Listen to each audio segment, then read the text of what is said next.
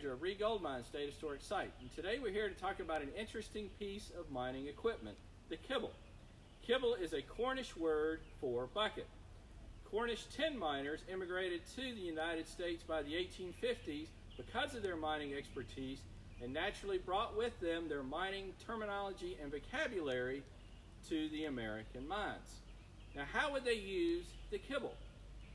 Originally, they used horse or mule-powered windlasses that would have a rope or a cable attached to them, so as the horses or mules walked, the bucket could be raised or lowered. As steam power began to be used in the mining industry, the windlasses were replaced by steam engines that could power cables to raise or lower the buckets. Miners down in the shafts would use a bell system to signal to miners on the surface when they needed the bucket raised or lowered.